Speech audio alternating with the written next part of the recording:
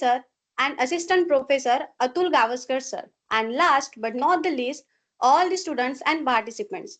Today is our third session and our speaker is Dr. Devdatta Tare. It is my pleasure to welcome Dr. Devdatta Tare, Assistant Professor at the PG Department of Commerce, Gondwana University, Gadchiroli. Dr. Tare holds a PhD in Commerce and specializes in web-based interactive advertising and relationship marketing. He has over 8 years of teaching experience and has guided more than 50 PG dissertations. His area of expertise include Indian financial system, international business, and research methodology. He has several research publications in reputed journals, co-authored a book, Business Ethics, and has delivered invited lectures on sampling methods, data analysis, and research paper writing. Dr. Tare also contributes to academic development as a member of various board and institute courses. We are delighted to have him with us today and look forward to gaining valuable insights from his knowledge and experience. And now, for the further discussion, I would like to invite Dr. Devdatta Tare. Over to you, sir.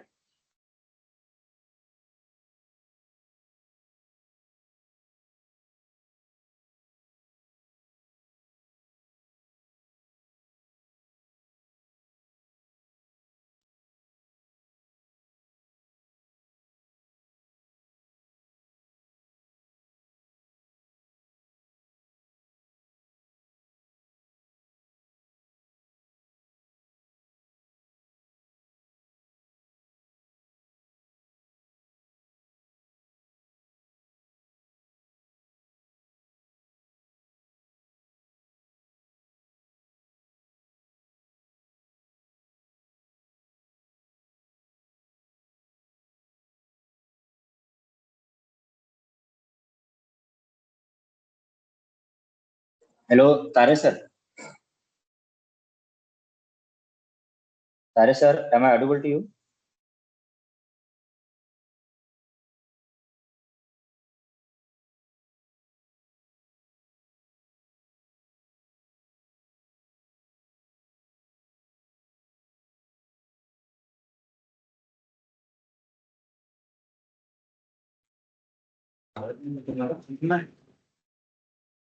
तुम्हाला चालू कर start करू हो चालेल okay माझा येतो आवाज हो ठीक आहे चल So there was some technical glitch. That's why the sound was not audible to me. Maybe network issue from my end. So good morning, students, and I hope you all are fine. So I thank the organizers of this Know It series for having planned, conceived, and conceptualized such an event for the academic upliftment of the students of the department. So the topic given to me today is 21st century skills. I will be not taking much of time of yours, and I will try to keep it as short as possible and as crisp as possible. So, friends, now if you can see my slide, it is in English, it is in Marathi, whereas I am talking in English. So why I am doing such thing? मला मराठीत बोलता येत नाही असंही नाही किंवा तुम्हाला लोकांना इंग्रजी वाचता येत नाही असंही नाही. मग मी माझी स्लाइड मराठीत केली आणि बोलतो इंग्रजीमध्ये आहे. हे का बरं केलं? याच्याबद्दल कोणी कॉमेंट करू शकेल? चॅट बॉक्स मध्ये माईक ओपन असेल तर माईक मध्ये बोलू शकता. कम्फर्टेबल नसेल तर चॅट मध्ये लिहू शकता. तर आपण ज्या वेळेला 21व्या शतकामध्ये जातो आहे, when we are going in to 21st century और when we are going to evolve in 21st century, आपल्यामध्ये सगळ्यात मोठा जो गुण असला पाहिजे तो म्हणजे communication skills. And by communication skills I mean that मी जे म्हणतो आहे ते समोरच्याला समजलं पाहिजे. आणि समोरच्याला केव्हा समजेल? जेव्हा मी त्याला समजणाऱ्या भाषेमध्ये, त्याला समजणाऱ्या शब्दांमध्ये, त्याला समजणाऱ्या वातावरणामध्ये त्याच्याशी बोलेल. मी तुम्हाला सकाळी 7 वाजता उठून जर एखादा खूप क्लिष्ट विषय समजवायला लागलो, तुम्हाला निश्चितच वाटणार आहे की सकाळ सकाळ हा माझा मन प्रसन्न करायचं, काही मला चांगली गोष्ट सांगायची, तर हे क्लिष्ट आणि असे जीवन मृत्यू वगैरे अशा गोष्टी सांगून राहिले. दुपारच्या वेळेला ज्या वेळेला तुमचं जेवण झालेलं असतं, ज्यावेळेला आपण थोडंसं रिलॅक्स असतो, त्याही वेळेला जर मी तुम्हाला अशा बोजड गोष्टी सांगितल्या तर तुम्हाला त्या समजणार नाही. प्रत्येक गोष्ट समजण्याची, संवाद साधण्यासाठी आपण एका पातळीवर असलं पाहिजे आणि ती पातळीचं माध्यम किंवा ते संवादाचं माध्यम कोणतं असतं, तर हे भाषा असतं.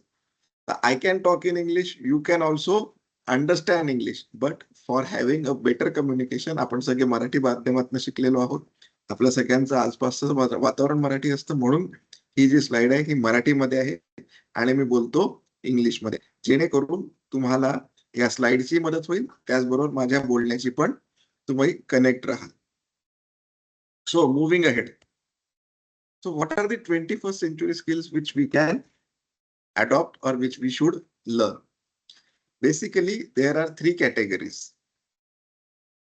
learning skill, literacy skills, and life skills, which can again subcategorized into three categories, that is 4CS, IMT, and FLIPS. So what are these acronyms? What are these categories? We will see in today's presentation. I hope everybody is with me. If you are with me, give me a reaction of thumbs up or claps or anything so that I can see the reactions on my window. Yes. 1, 2. Okay, good. So people are there. लोक आहेत, लोक जागे आहेत. Good. Moving ahead. The 4 C's which I mentioned and which are necessary in the 21st century, they are listed here. The first is critical thinking. Second is creativity and innovation. Third is collaboration. And fourth is communication. Rather, the base, the foundation is the communication. So, what do you mean by critical thinking? Critical thinking म्हणजे काय? तर त्याला आपण मराठीत जर म्हटलं तर that is चिकित्सक पद्धतीने विचार करणे. चिकित्सक विचार म्हणजे कोणत्याही गोष्टीचं वस्तुनिष्ठ विश्लेषण करण्याचे कौशल्य. Now, when I say वस्तुनिष्ठ विश्लेषण, that means factual analysis. So when you are critically thinking, you should think of honestly. You should go beyond barriers. उदाहरणार्थ, आपल्याला एखादी गोष्ट हवी आहे आणि आपल्याला एखाद्या गोष्टीची गरज आहे, या दोन गोष्टींमध्ये फरक आहे. There is a difference. If you want a particular thing or if you need a particular thing. For example, everybody wants a fancy handset, fancy mobile handset. But does everybody need a fancy mobile handset? So the answer is clearly no. But many a times we consider our desires as our needs and then our struggle starts. So we should have the ability to critical म्हणजे इथे टीका करणे अशा अर्थाने न घेता चिकित्सा करणे असा आपल्याला अर्थ अभिप्रेत आहे. So we need to have the ability to think critically. Now, the second aspect, that is creativity and innovation. ज्याला आपण मराठीमध्ये म्हणू सर्जनशीलता आणि नवोपक्रम. आता क्रिएटिव्हिटी म्हणजे काय? आपल्याला बऱ्याचदा असं असतं की प्रॉब्लेम्स आपल्याकडे असतात की ज्याचं सोल्युशन आपल्याला स्वतःलाच पाहावं लागणार आहे, ज्याचं कुठल्याही पुस्तकामध्ये सोल्युशन नसणार आहे आणि आपल्याला ते सोल्युशन म्हणजे आपण तो प्रॉब्लेम पहिल्यांदाच फेस करतो, तर आपल्याला त्याचं उत्तर नवीन विचार करून आपल्याला क्रिएट करावं लागणार. आता उदाहरणार्थ आपण कोरोना काळामध्ये पाहिलं सर्वांनी की कोरोनाचा उदाहरण याच्यासाठी देतो कारण ते तुम्हाला सध्या माहिती आहे आणि तुम्ही ते अनुभवलं पण आहे. मास्क आपण लावायचो सगळ्यांनी, तर त्यावेळेला ते मेडिकल सर्जिकल मास्कची कमी होती. आपण काय केलं, आपल्या घरातले कॉटनचे कपडे काढले, त्याला फाडलं, खटाखट शिवलं, मास्क वापरणं चालू केलं. What was that? That was nothing but creativity. आपल्याला इनोव्हेशन, त्याच उदाहरणार्थ मी इनोव्हेशनची जर सांगड घालायची म्हटली तर त्यावेळेला सांगण्याचं यायचं की सॅनिटायझर वापरा. सगळीकडे सॅनिटायझरचं उपलब्धता नव्हती. आपण काय चालू केलं, जो आपला कडीपत्ता होता, कडुनिंब होता, तो कडुनिंब घेतलं, त्याचं आपण पावडर केली आणि ते पाण्यात टाकून आपण सॅनिटायझर म्हणून आपल्या घरी आपण बनवणं चालू केलं. Innovation. So there are various innovations which are around us. आपण पेमेंटच्या बाबतीत पाहतो तर 5 वर्षापूर्वी 6 वर्षापूर्वी तुम्ही लहानही असेल एखाद वेळेला, पण ज्या वेळेला व्यवहार चालायचे रोख स्वरूपामध्ये कॅश ट्रान्झॅक्शन चालायचे. त्यावेळेला बऱ्याचदा 8 रुपयाची वस्तू घेतली, तुम्ही 10 रुपयाची नोट दिली की समोरचा दुकानदार तुम्हाला 2 रुपयाचे चॉकलेट द्यायचा. The vendor used to give you 2 rupees of toffee instead of giving you coins of 2 rupees. Now this question never arises because this problem never arises because now we have a QR code. Any amount you want to pay, you can pay it in exact terms. So 8 रुपये झाले असेल तर you can pay 8 rupees, 12 रुपये झाले असेल तर you can pay 12 rupees. So for every challenge, for everything, we need to have this aspect of creativity as well as innovation. Third thing, or the third important C is collaboration, that is सहकार्य. See, when we are working in this world, we are not working alone. आपण जेव्हा काम करत असतो त्यावेळेला आपण एकटे काम करू शकत नाही. We all work in a team. So you all know Virat Kohli, you all know Rohit Sharma, you all know any cricket player or any cricket player whom you like. तर तुम्हाला टीम मध्ये खेळताना तो जरी एकटा दिसत असला की हा येतो आणि प्रभावीपणे बॅटिंग करतोय किंवा छान बॅटिंग करतोय किंवा खूप छान बॉलिंग करतो आहे, तर तसं त्याचे एकट्याचे श्रम असतात का ते? तर नाही. तो ज्यावेळेला प्रॅक्टिस करत असतो, तर प्रॅक्टिस करत असताना त्याच्यासोबत एक कोच असतो की जो त्याची ऍक्शन काय आहे ती कशी असली पाहिजे, त्याची काय चूक होते खेळताना हे तो सांगतो. त्याच्यानंतर त्याच्यासोबत व्हिडिओ अॅनालिस्ट असतो की जो तो समोरच्या प्लेयर्सचे जे वैगुण्य असतात ते वैगुण्य तो ओळखून, वैगुण्य म्हणजे डेफिशियन्सीज, कमतरता. So if you are a batsman, you know particular bowler will get disturb if you hit his ball in a particular way. तो त्याचा व्हिडिओ अॅनालिसिस तुम्हाला मिळत असतो. त्याच्यानंतर तुम्हाला फिजिओथेरपिस्ट मिळत असतो. सो फिजिओथेरपिस्ट म्हणजे तुमच्या अंगाची मालिश करून तुमचे स्नायू मोकळे ठेवून तुम्हाला तिथे खेळत असताना तुम्हाला काही कमजोरी येणार नाही याची काळजी घेत असतो. तो फिजिओ तुमच्या सोबत असतो. तुमचं डायट चांगलं राहावं, तुम्हाला एनर्जी पुरलं पाहिजे, तुमचा स्टॅमिना राहायला पाहिजे म्हणून तुमच्यासोबत एक डायटिशियन असतो. सो ही सगळी टीम काम करत असते. ही टीम काम करत असते तेव्हा एक प्लेअर जाऊन खेळत असतो. आज आता तुमचं हे वर्कशॉप चालू आहे, नो एज सिरीज चालू आहे. या नो एज सिरीज मध्ये जरी तुम्हाला तुमचे सर दिसत असले, गावस्कर सर दिसत असले की यांनी हे सगळं केलेलं आहे, तरी पण त्यांच्यासोबत सगळ्यांना इन्व्हिटेशन पाठवणं, हे सगळे गेस्ट आयडेंटिफाय करणं, याच्यासाठी परमिशन्स घेणं. So it's a team work. हे चांगल्या स्लाइड्स बनवणं, हे तुम्हाला सगळ्यांना कळवणं, हे टीम वर्क असतं. हे टीम वर्क करण्याचं काम कोणत्याही एका व्यक्तीचं नसतो. सो आपल्याला टीम मध्ये काम करत असताना पण या सगळ्या गोष्टींची गरज पडते की जेव्हा आपण आपल्या सहकाऱ्यांशी संवाद साधू शकलो पाहिजे. So that brings me to the fourth C, that is communication. मी काय म्हणतोय, तुम्ही काय समजता आहात, हे आपल्याला व्यवस्थित पद्धतीने सांगता येणं आणि समजणं, दॅट इज अवर संभाषण, दॅट इज अवर कम्युनिकेशन. हे केव्हा होणार आहे? जेव्हा आपले विचार स्पष्ट आहेत आणि आपले विचार आपण समोरच्याला स्पष्टपणे मांडू शकतो आहे. I hope I am clear. So if I am clear and if you are getting my communication, I need a thumbs up or some reaction. त्याच्याशिवाय मला कळणार नाही की तुम्हाला समजून राहिलेलं आहे. ओके, ठीक आहे. So my next question is, should we end this session or should we continue? If you need to end this session, give me a hand, thumbs up. If you want to end this session, give me thumbs up. So now the thumbs up are not coming. That means you all are here. Now moving ahead. जे मी सांगितलं होतं की तुम्हाला 3 प्रकारच्या साक्षरता माहिती आहे. साक्षरता म्हणजे हा शब्द तुम्ही सगळ्यांनी गावामध्ये शाळेमध्ये शिकलेला असेल.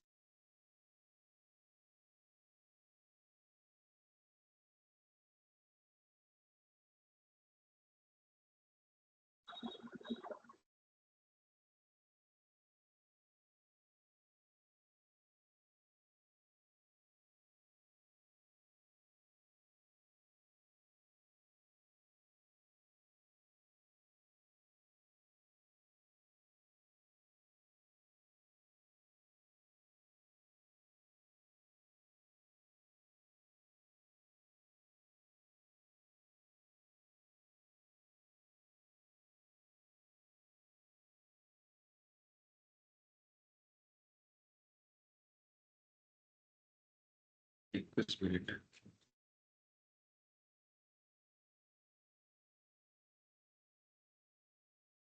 So I hope I am back. Yes, sir. Continue.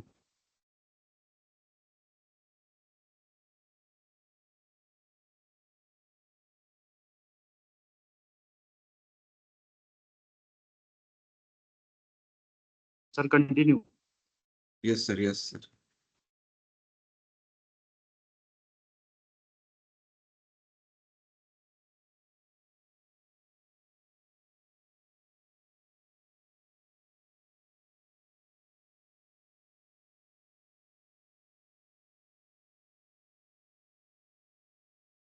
Sir दिसतंय, तुम्ही कंटिन्यू करा.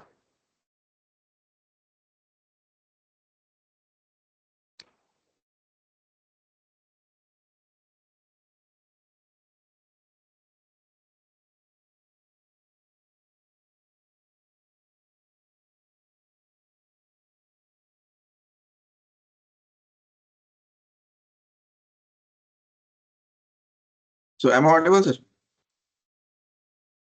Yes, sir. Yes, sir. You are audible. Yes, sir. Okay, okay, okay. Thank you, sir. And sorry for the glitch. So आपण जे सांगत होतो मगाशी की साक्षरता आपल्याला कशाची होती, तर आपण अक्षर ओळख झालेली होती, आपण लिहू शकतो, वाचू शकतो, ही आपली साक्षरता आपण त्याला म्हणायचो.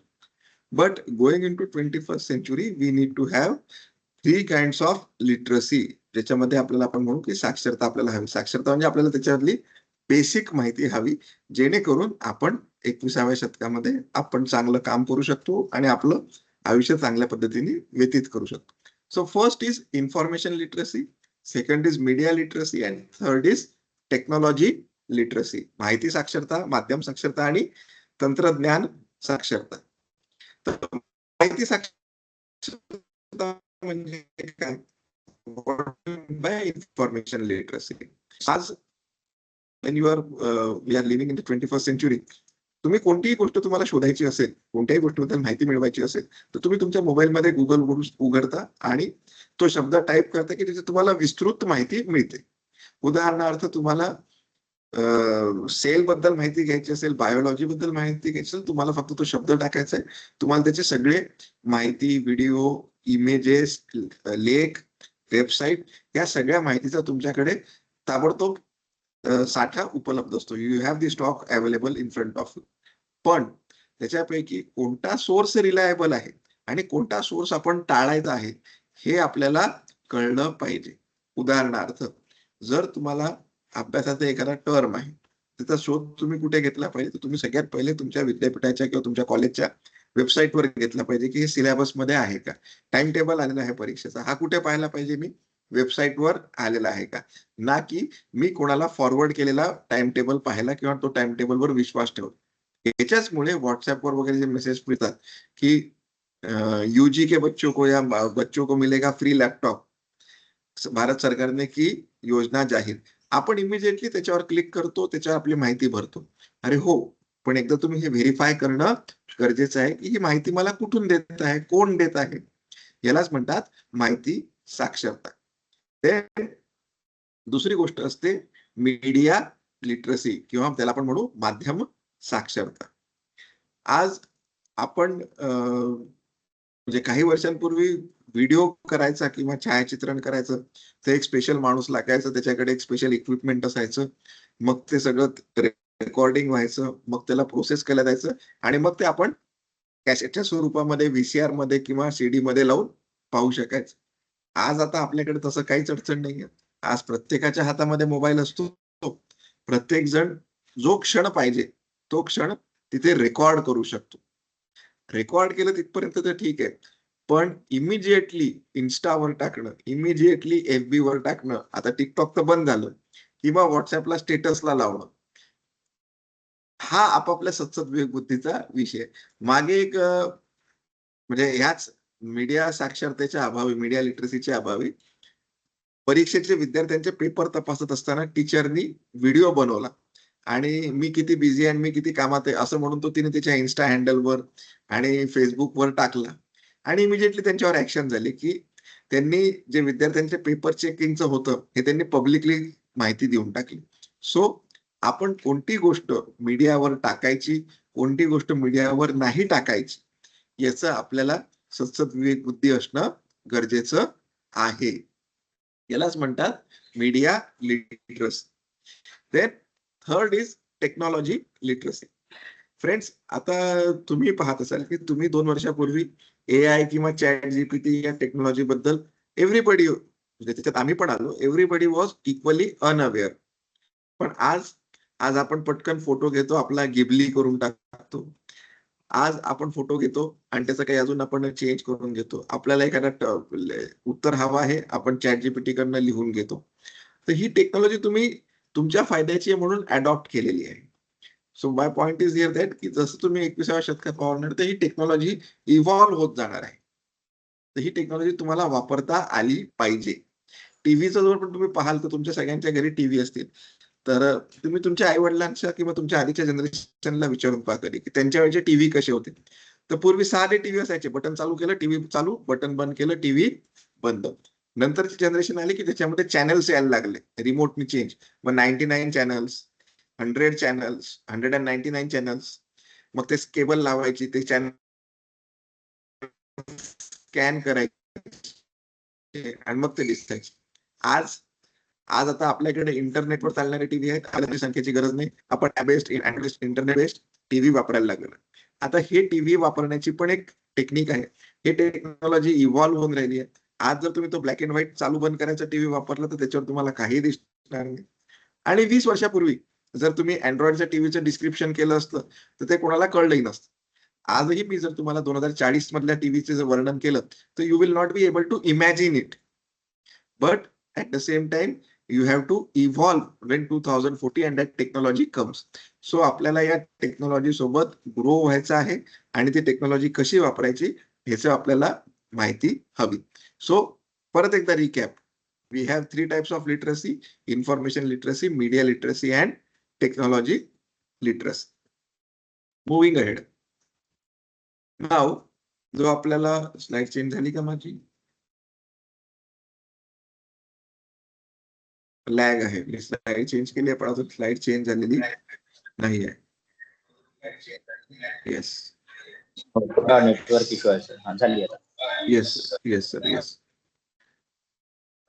सो आता जो नेक्स्ट कन्सेप्ट आहे किंवा जो मी तुम्हाला सांगणार आहे that is FLIPS. That is flexibility and adaptability, leadership and responsibility, initiative and self direction आणि प्रोडक्टिव्हिटी अकाउंटेबिलिटी.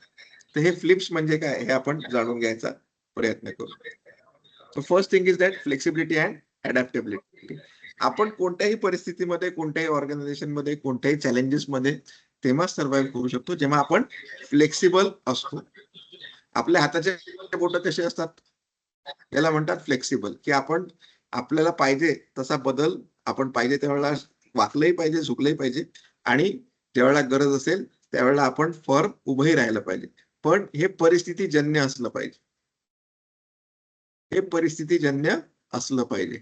म्हणजेच ज्या वेळेला तुम्हाला रात्री काम करायची गरज पडेल, खूप वेळ काम करायची गरज पडेल, त्यावेळेला तुम्ही हे नाही म्हटलं पाहिजे की मी रात्री 8 वाजता झोपायची सवय, तर मी आज 8 वाजताच झोपेल. आज गरज आहे, मी काम करत असताना माझ्या ऑफिसला माझी गरज आहे, तर मला रात्री 8 वाजेपर्यंत पण काम करायची गरज पडू शकते. होऊ शकतं की तुम्हाला नवीन टेक्नॉलॉजी शिकावी लागेल, नवीन भाषा शिकावी लागेल, नवीन स्किल्स शिकावे लागतील. तर हे तुम्हाला अडॉप्ट पण करावे लागू शकतात. So that is flexibility and adaptability. Now the second thing is leadership and responsibility. हा थोडासा डिस्कशनचा विषय. When I say leadership and responsibility, leadership म्हणजे आपल्याला सगळ्यांना पुढे जाऊन काम करायचं आहे किंवा आपल्या मागे 100-200 लोक घेऊन फिरायचं आहे असं नाही. लीडरशिप म्हणजे आपल्याला जी जबाबदारी दिलेली आहे ती आपण पूर्णपणे पार पाडणं आणि आपली जबाबदारी आपण ओळखणं. उदाहरणार्थ तुम्ही ज्यावेळेला टीम मध्ये काम खेळत असता, क्रिकेटचं एक्झाम्पल आपण करतो. आपण क्रिकेटची मॅच खेळतो, आपली फिल्डिंग चालू आहे. फिल्डिंग करत असताना मला जर एखाद्या ठिकाणी फिल्डिंग करायला पाठवलेलं आहे तर माझी ती जबाबदारी आहे की त्याकडे येणारा प्रत्येक बॉल, तिथे येणारा प्रत्येक फटका मी हा अडवला पाहिजे. तसंच जेव्हा आम्ही ऑफिसमध्ये काम करतो, जेव्हा आम्ही ग्रुप प्रोजेक्ट करत असतो, तर ग्रुप प्रोजेक्टमध्ये जर माझ्याकडे प्रेझेंटेशनची जबाबदारी असेल तर माझं हे प्रेझेंटेशन कसं छान होईल, माझं हे प्रेझेंटेशन कसं लोकांना समजेल हे करणं, स्वतःहून करणं आणि स्वतःहून करणं. कोणी सांगण्याची गरज न पाहता, कोणाची वाट न पाहता की बॉसनी मला सांगितलं की 10 स्लाइडचं प्रेझेंटेशन बनव तर मी 10 स्लाइडचं प्रेझेंटेशन बनवेल. बॉसनी मला सांगितलंय फुलच टाक तर फुलच टाकेल, असं नाही. तुम्हाला जे जे बदल करायचे वाटतात ते तुम्ही सुचवले पाहिजे. तुम्ही तुमच्यावर टाकलेली जबाबदारी ही तुम्ही प्रभावीपणे पार पाडली पाहिजे, त्यालाच तुम्ही लिडरशिप अँड रिस्पॉन्सिबिलिटी म्हणणार. Now third is initiative and self direction. बऱ्याचदा आपण पाहतो, स्लाइड चेंज व्हायची अजून. So the third element which is that is initiative and self direction. आपण पाहतो की आपल्या वस्तीमध्ये आजूबाजूला बऱ्याचदा कचरा असतो. प्रत्येक जण येऊन कचरा टाकतो, कचरा साचत जातो. आपण काय म्हणतो की म्युन्सिपाल्टीने कचरा उचलला नाही, इथे नगरपालिकेने घंटा गाडी पाठवली नाही. पण एका दिवशी जर आपण सगळ्यांनी मिळून तो कचरा व्यवस्थित जमा केला आणि कचरा कुंडीत टाकला, त्याची विल्हेवाट लावली, तर आपला परिसर हा स्वच्छ राहतो. सो कोणतेही काम करत असताना तुम्हाला स्वतःला पुढाकार घ्यावा लागेल आणि स्वतःलाच त्याच्यामध्ये काम करावं लागेल. That is initiative and self direction.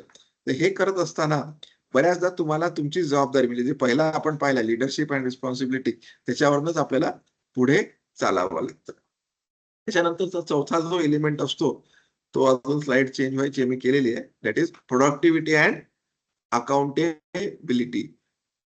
Yes, productivity and accountability म्हणजे काय की तुम्हाला जर एखादी जबाबदारी दिली तर तुम्ही ती कमीत कमी वेळेमध्ये जास्तीत जास्त चांगल्या पद्धतीने पूर्ण करू शकता. म्हणजे तुमच्यावर काम सोपवलं आणि तुम्ही उद्या करू, मी नाही केलं तर काय काम अडणार आहे का, मी नाही केलं तर दुसरा करून टाकेल, मी नाही केलं तर काय फरक पडतो, असं नाही. तर तुम्ही ते काम जबाबदारीने पूर्ण करणं, वेळेत पूर्ण करणं आणि तुम्ही केलेल्या कामाची तुम्ही पूर्णपणे काळजी घेणं, that is your accountability. So productivity and accountability.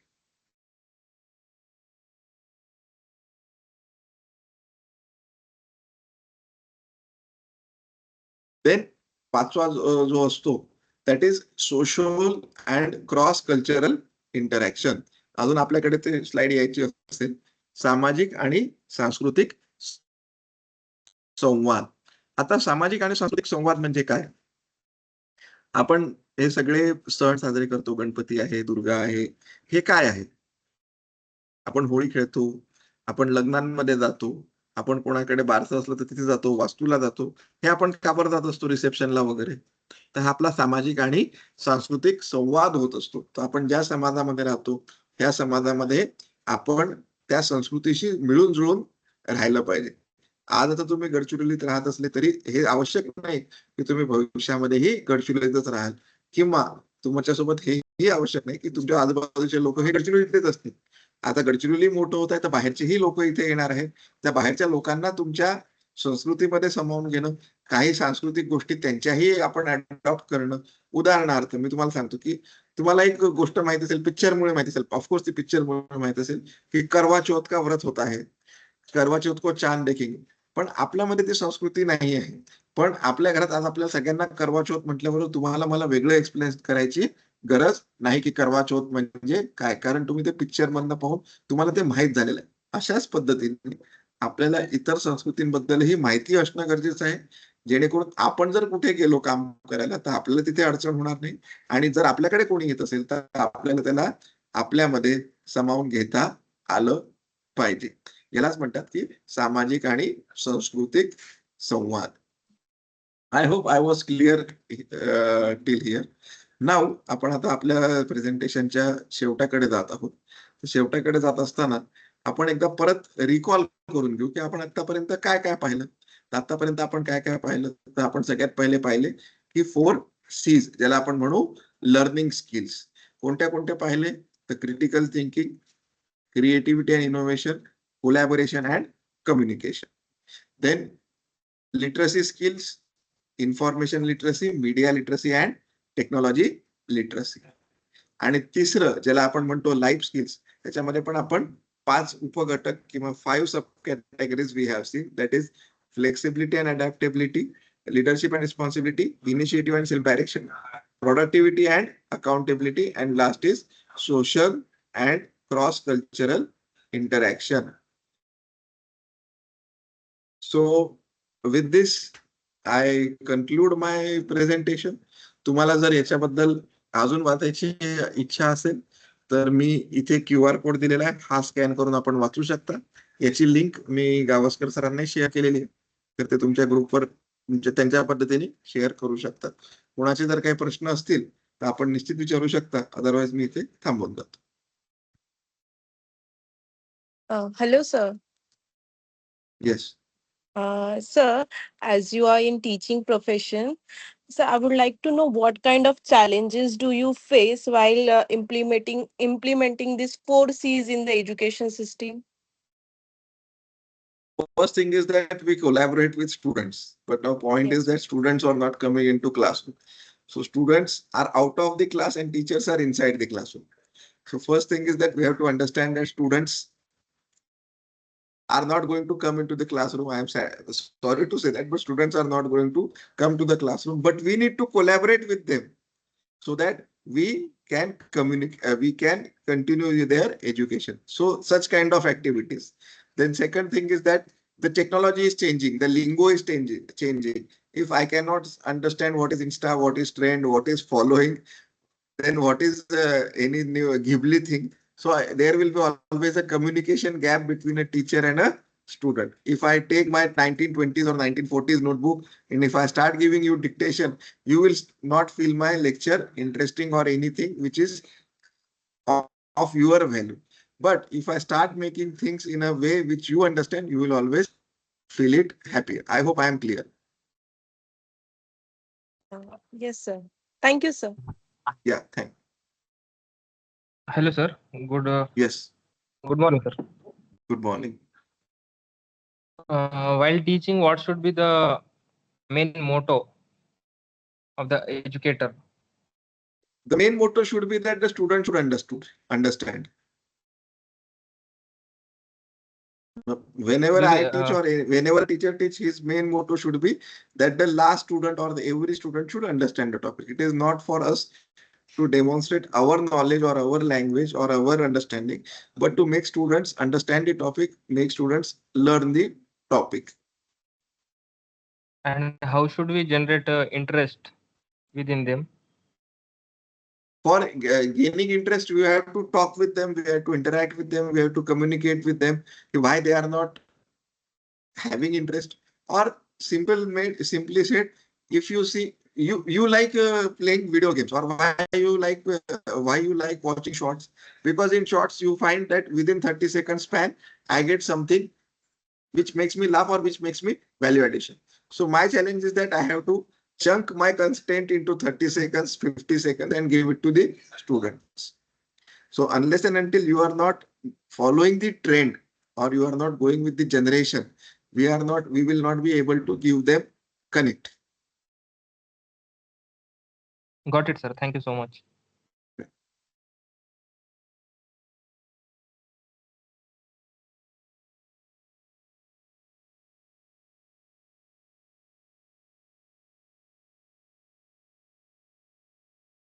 Sir, Oscar, sir.